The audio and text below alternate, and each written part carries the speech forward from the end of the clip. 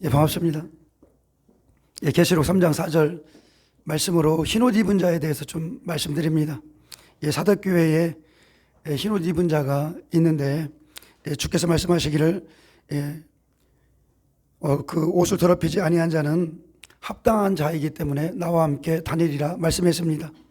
예, 사덕교회는 구원을 받아 생명책에 이름이 기록되었지만 적당히 예배드리고 또 하나님의 영으로 인도함을 받지 못하는 영으로도 육으로도 행위가 죽은 교회였다고 볼 수 있습니다. 그 당시 1000명이나 들어갈 수 있는 큰 교회이며 부유한 교회지만 이단의 위협이나 유대인들의 핍박이 적었음에도 이교적 문화와 주변 환경과 타협함으로 생명력을 잃어버린 교회입니다. 생명책에 기록되었다는 것은 마태복음 5장 3절의 말씀처럼 심령이 가난한 자는 천국이 저희 것임이라 약속을 받은 자들로서 그 약속은 중간에 실족되거나 파기할 수 있기에 우리의 구원은 끝까지 이루어 가야 되는 것입니다.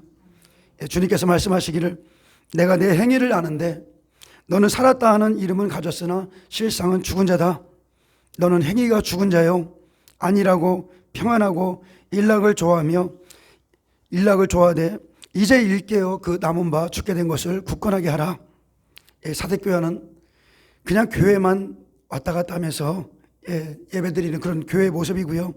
하나님 보시기에 그 행위의 온전한 것을 찾지 못한 생명이 없는 교회였습니다. 육적으로 가르치고 또 가르침 받는데 그렇다고 버가모 교회나 두아디아 교회처럼 사단의 위가 있거나 사탄이 자리한 교회는 아닙니다. 또 에베소 교회 같이 처음 사랑 하나님의 사랑은 잊어버리고 겉으로 열심히 있는 교회도 아니에요.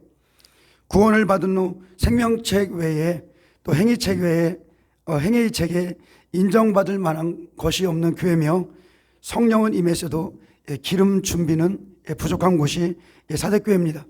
모든 교회가 등은 들고 다니지만 사대교회는 내 행위는 하나님 보시기에 죽은 자다 이렇게 말씀하셨습니다.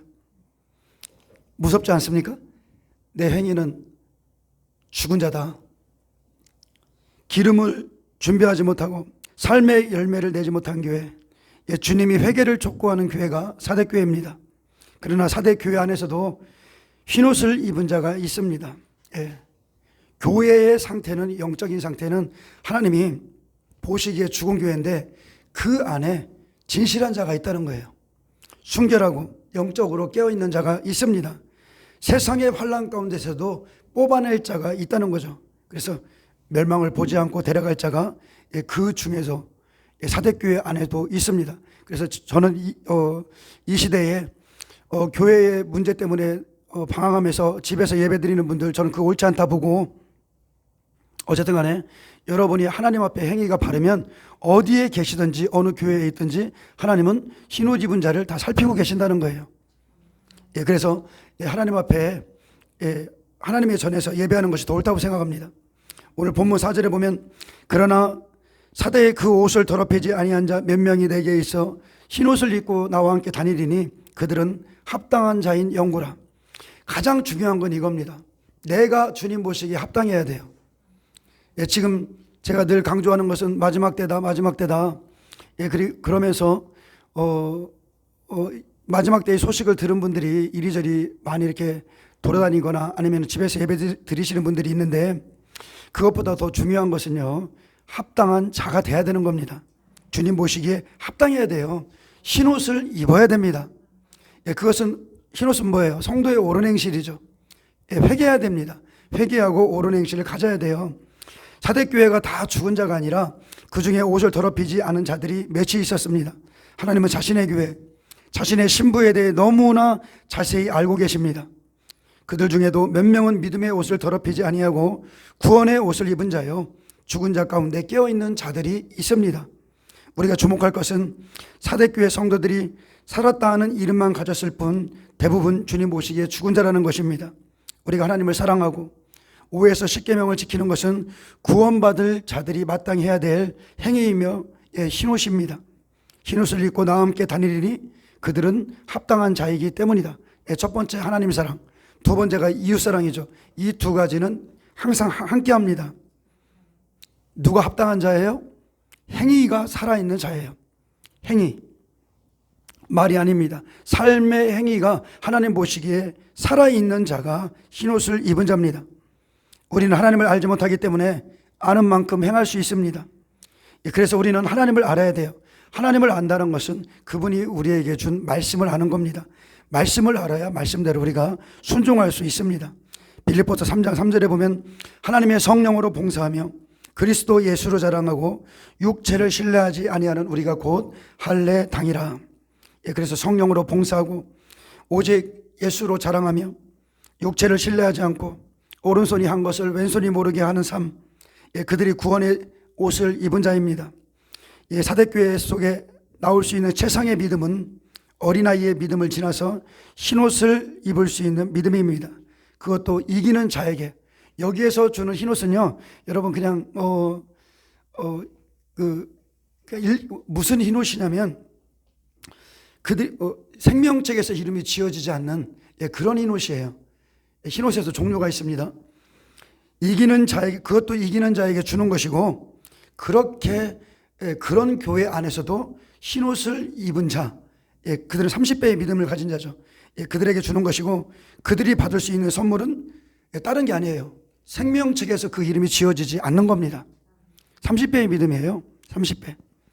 우리는 내가 생명책에서 그 이름을 지우지 아니하고 이기는 자는 내 아버지 앞과 그의 천사들 앞에서 시인하리라는 이 말씀이 이미 우리 모두에게 적용되고 완성된 것처럼 우리의 구원을 바라보고 있습니다.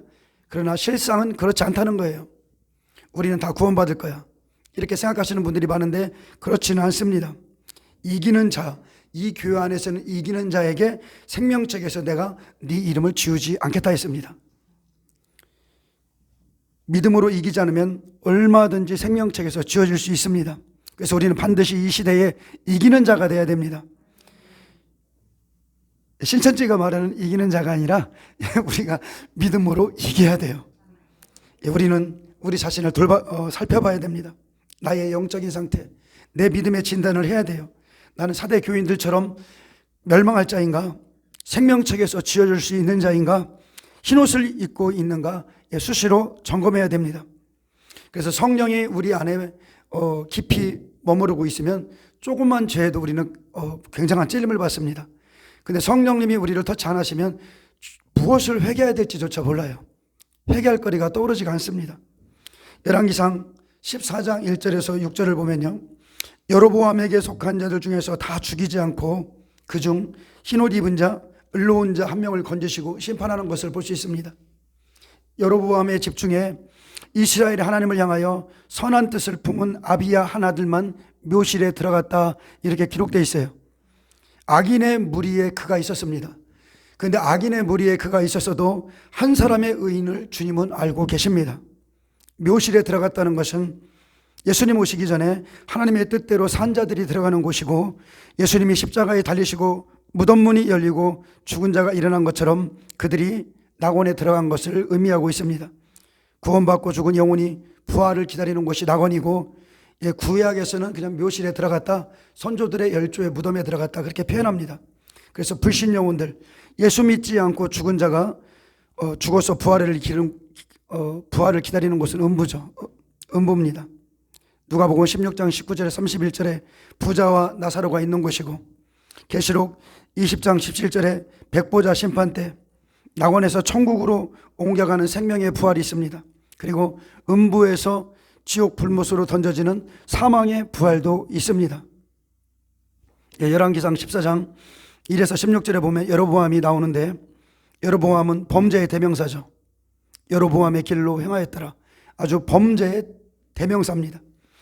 여로보암의 길로 갔다 말할 정도로 여로보암은 악한 왕입니다.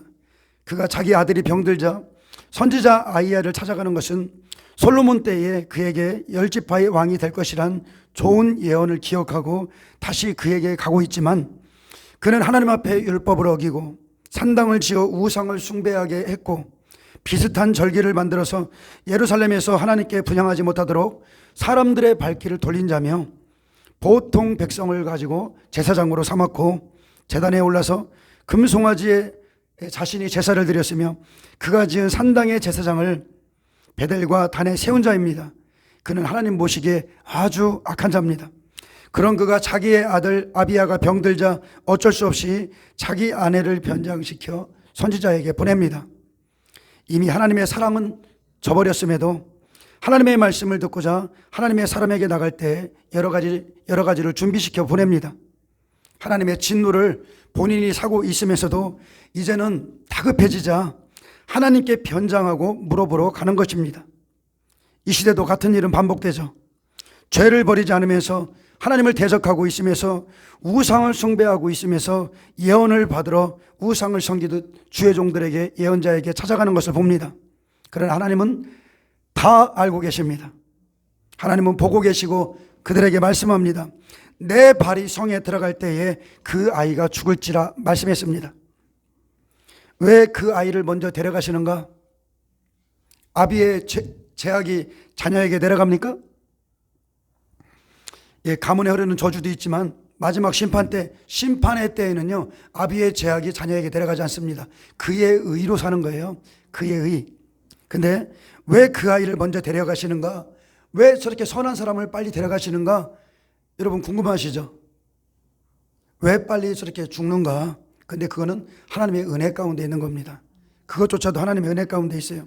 우리는 이 땅에서 부와 명예와 행복이 주어지면 하나님의 축복이라 생각하지만 성경은 그렇게 말하지 않습니다. 여로보암이 멸망받기 전, 이스라엘의 멸망을 보기 전 한 사람의 의인을 데려가는 것이 하나님의 뜻이기 때문입니다. 그래서 여로보암은 악인 중에 악인이었지만 그 아들은 선인이에요. 하나님을 경외했던 자입니다. 그래서 이제 2년이면 심판이 있습니다. 그러니 그 전에 데려가는 거예요, 이 아이를.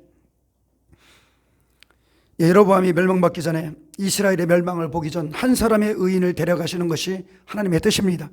그래서 어느 시대이든 멸망 전 의인의 추수가 있죠. 그래서 우리 시대는 언제예요? 7년 대환란 중에 전 3년 반, 그때 의인들을 다 데려가시는 겁니다. 그래서 13절에 보면 여로보암의 집 가운데 그가 이스라엘 하나님 여호와를 향하여 선한 뜻을 품었음이라. 예, 이런 자였기 때문에 데려간 겁니다. 제가 좀 읽어드릴게요. 그때 여로보암의 아들 아비야가 병든지라. 여로보암이 자기 아내에게 이르되 청하건대 일어나 변장하여 사람들이 그대가 여로보암의 아내임을 알지 못하게 하고 실로로 가라. 거기 선지자 아이야가 있나니 그는 이전에 내가 이 백성의 왕이 될 것을 내게 말한 사람이니라. 이 왕을 누가 세웠어요? 선지자를 통해서, 예언자를 통해서 하나님이 세우셨습니다. 근데 지금 이 사람의 영적인 상태는 어때요? 하나님께 구원을 받고 하나님이 세웠는데도 결국은 변질돼서 이제 버림받아야 될 위치에 있는 겁니다. 그리고 계속 그가 말하죠. 그대의 손에 떡 10개와 과자와 꿀 1병을 가지고 그에게로 가라. 그가 그대에게 이 아이가 어떻게 될지를 알게 하리라. 여로보암의 아내가 그대로 하여 일어나 실로로 가서 아이야의 집에 이르니 아이야는 나이가 많아 눈이 어두워 보지 못하더라. 여호와께서 아이야에게 이르시되 여로보암의 아내가 자기 아들이 병들었으므로 내게 물으러 오나니 너는 이러이러하게 대답하라. 그가 들어올 때에 다른 사람인 체함이니라. 하나님이 다 알려주시죠. 저도 이것을 몇 번 경험한 적이 있습니다. 어떤 사람이 오기 전에 그 사람에 대한 것을 하나님이 알려주실 때가 있어요. 근데 여기도 마찬가지입니다. 그가 문으로 들어올 때에 아이야가 그 발소리를 듣고 말하되 여로보암의 아내여 들어오라. 내가 어찌하여 다른 사람인 체하느냐. 내가 명령을 받아 흉한 일을 내게 전하리니 가서 여로보암에게 말하라. 이스라엘의 하나님 여호와의 말씀이 내가 너를 백성 중에서 들어 내 백성 이스라엘의 주권자가 되게 하고 나라를 다윗의 집에서 찢어내어 내게 주었거늘 너는 내 종 다윗이 내 명령을 지켜 전심으로 나를 따르며 나 보기에 정직한 일만 행하였음과 같이 아니하고 내 이전 사람들보다 더 악을 행하고 가서 너를 위하여 다른 신을 만들며 우상을 부어 만들어 나를 노엽게 하고 나를 내 등 뒤에 버렸도다. 그러므로 내가 여로보암의 집에 재앙을 내려 여로보암에게 속한 사내는 이스라엘 가운데 매인자나 노인자나 다 끊어버리되 거름더미를 쓸어버린 같이 여로보암의 집을 말갛게 쓸어버릴지라. 여로보암에게 속한 자가 성읍에서 죽은즉 개가 먹고 들에서 죽은즉 공중의 새가 먹으리니 이는 여호와께서 말씀하셨음이니라 하셨나니 너는 일어나 내 집으로 가라. 내 발이 성읍에 들어갈 때에 그 아이가 죽을지라. 온 이스라엘이 그를 위하여 슬퍼하며 장사하려니와 여로보암에게 속한 자는 오직 이 아이만 묘실에 들어가리니 이는 여로보암의 집 가운데에 그가 이스라엘 하나님 여호와를 향하여 선한 뜻을 품었습니다. 아멘. 예, 사대교회랑 똑같죠. 여로보암의 집 가운데 그 사대교회 안에 오직 이 한 사람만 흰옷을 입고 다니는 겁니다. 근데 하나님은 이를 알고 계시고 기억하고 계시고 앞으로 이제 이 여로보암의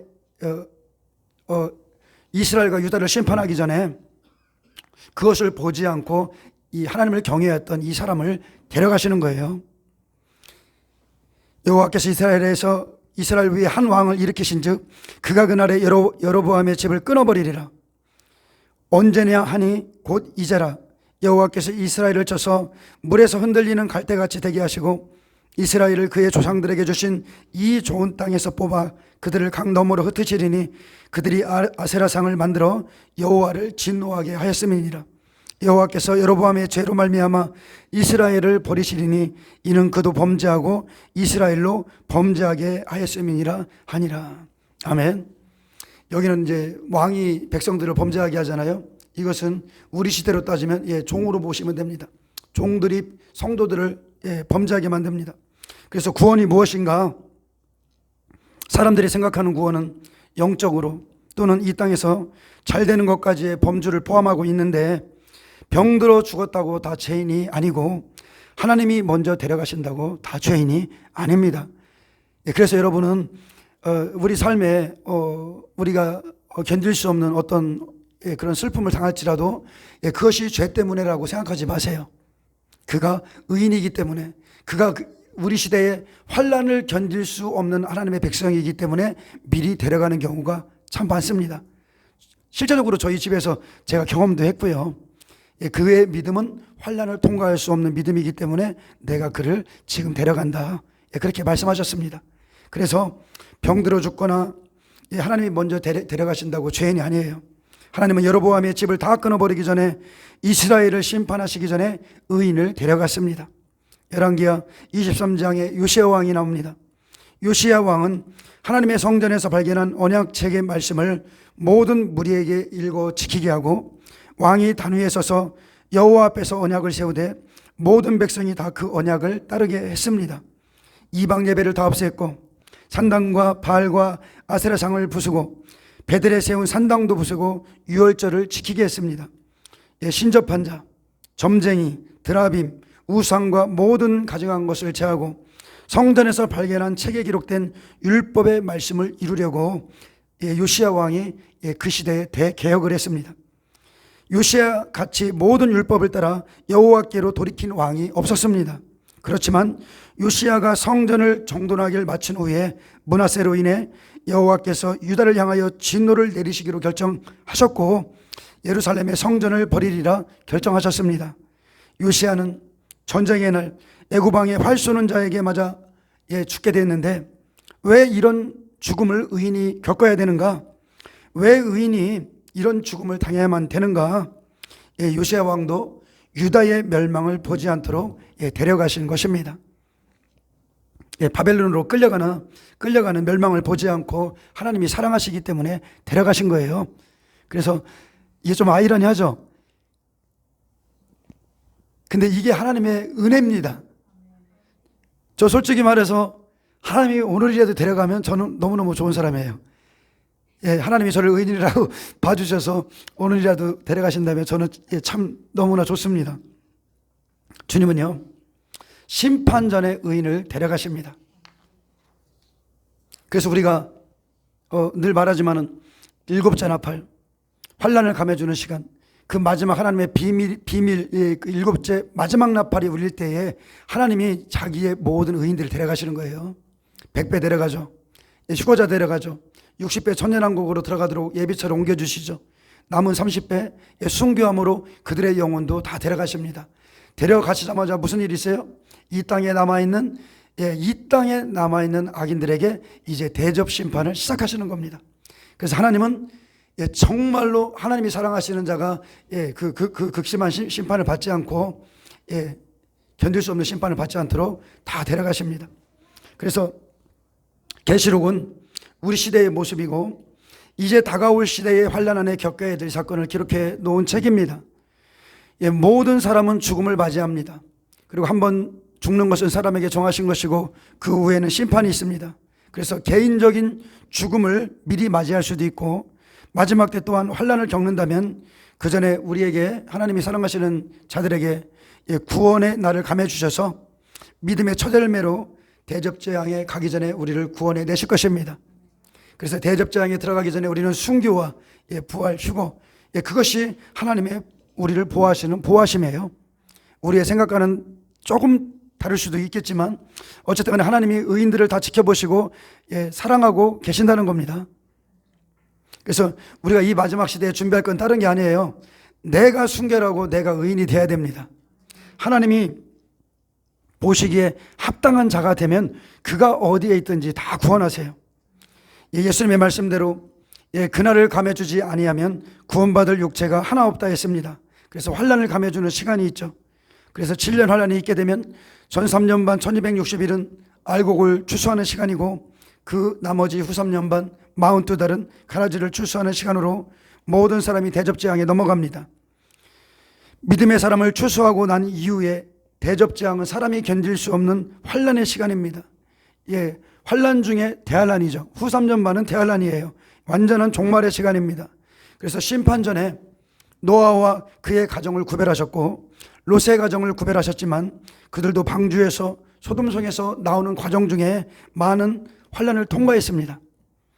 의인이라고 환난이 없는 게 아니에요. 그들도 마지막 때를 다 알았지만 환난을 통과했어요. 그래서 그렇지만 그들에게 환난을 감해주는 시간 안에 하나님이 철저히 그들을 보호해 주십니다.